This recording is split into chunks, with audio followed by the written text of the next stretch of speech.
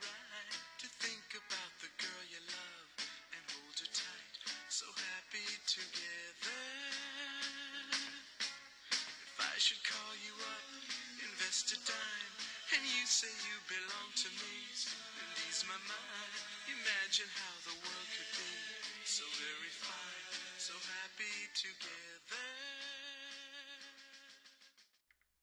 Cohabitation is a trend in which adults choose to live together and have a sexual relationship without being married. This trend has been increasing over the past 2 decades. Cohabitation was quite rare actually in the 1950s. According to the National Survey of Family Health, 60% of women ages 25 to 39 have said to have cohabitated at least once. This is 35% higher than it was 7 years prior. Cohabitation has become 12 times more common in recent years than in 1970. There are many indications that cohabitation is now a norm in the U.S. culture and becoming much more popular among young generations. In a survey by the NSFG, 2/3 of both males and females ages 18 to 29 who had never cohabitated or been married strongly disagree with the following statement. A young couple should not live together unless they have been married.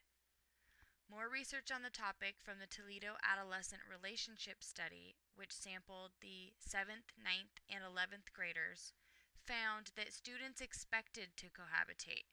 Students perceived this as the leading steps into marriage. A family friend of mine, Kim, explains why she chooses to cohabitate. Okay, Kim, what are your views on cohabitation? My views on cohabitation are that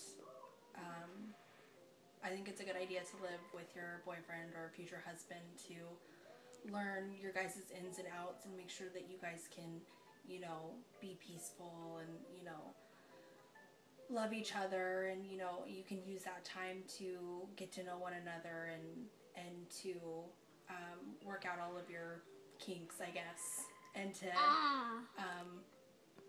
I just think that's really important. I want to get married one day, and I don't want to have to figure that out after the fact.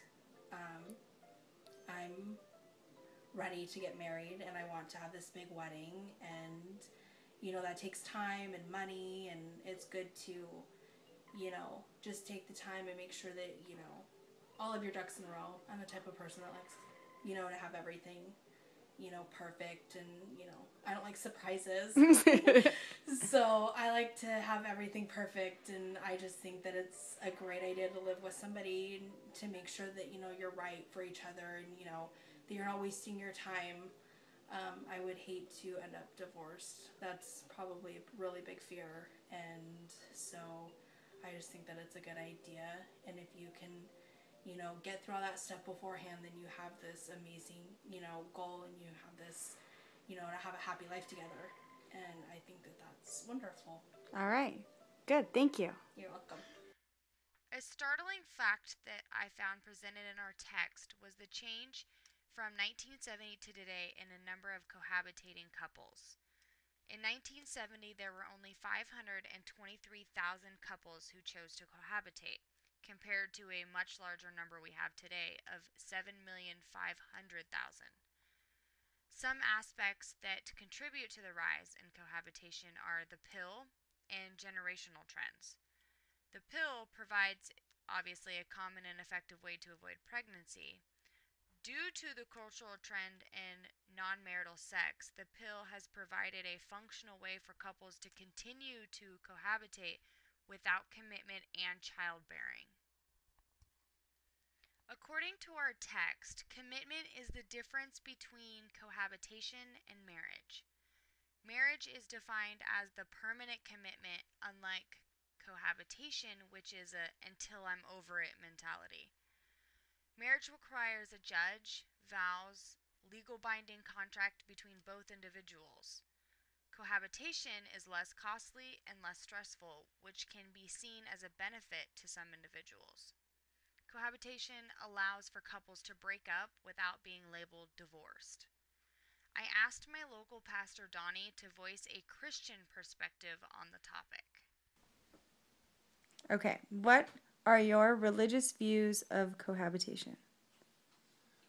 All right, well, from a Christian perspective, as best as I can describe it, cohabitation is, well, morally, yeah, it's wrong. And overall, Christianity would view it as the wrong thing to do. But it's not from a perspective of condemnation. It's from a perspective of, like with sex, sexual relations, God wanted to hold it for a couple, not against it. Like, oh, if you have sex, you're going to go to hell. That wasn't his intent. His intent was to hold sex for a gift within marriage. If you talk to various Christian couples, they'll agree that the best sex lives that they had have been within the context of marriage, not without it. As far as cohabitation goes, often we would view it, the Bible school I went to and the different people have been taught within Christianity, is that cohabitation would be based out of fear.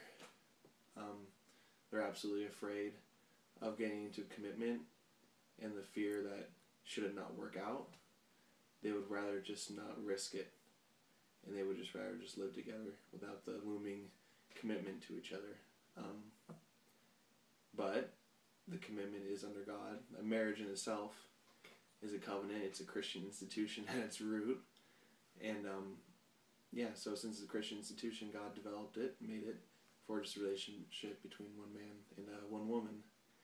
And in the New Testament, Paul talks about if you burn for one another, like, yeah, I guess if you just like lust after one another, or if you're burning to be with one another, he says just go ahead and get married. He says don't, what was that old saying? Don't, he didn't mean don't buy the calf and get the milk for free. Scripturally speaking. So yeah, from a Christian perspective, is cohabitation and living together and like loving each other without marriage is wrong from the perspective that it's something that is fully realized and fully lived out to its fullest potential only within the covenant of marriage. Good job. Generational trends have also contributed to the increase in cohabitation in the United States. This trend is caused by the attitudes and family experiences the parents set for the children, who in turn learn the behavior and then follow in their parents' footsteps as adults. Children learn social norms, values, beliefs, and social practices from family first. If children are raised in that type of family, then they will perceive that behavior as part of their social norm. First impressions set the tone for interpretation, according to our text. The functionalist perspective says that family is universal and comes in many forms. Families fulfill 6 basic survival needs, including economic production, socialization of children, care of the sick or aged, recreation, sexual control, and reproduction. These are all working parts that must meet together to maintain a functional family. Cohabitation meets these basic needs and technically can be categorized as a family even though no marriage occurred. My coworker Tara explains why she doesn't believe in marriage, but she does choose to cohabitate. Okay, Tara, what are your views on cohabitation? My personal choice is to cohabitate because I don't ever plan on getting married. I don't feel like I need a piece of paper to prove or show or express my love for my significant other. I feel that marriage changes people. I've seen it. You know, you're one person, you know, for 6 years, 7 years, however long, and then you get married and it seems like it changes everything. Nowadays, I see so many people getting married and divorced so quickly that it almost seems like marriage ruins things nowadays because people don't know the meaning of it, the meaning behind it anymore. And so I choose to cohabitate and not get married. The symbolic interactionalist perspective shows a large shift in gender roles in the dynamics of the family. Women are becoming more independent than they ever were in the 1970s. Women are headed back to work and sharing the household and child-rearing duties.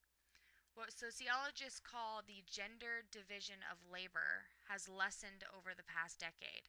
Men are also taking on more house and child-rearing responsibilities. So women are able to make the money, which creates less need for the male provider.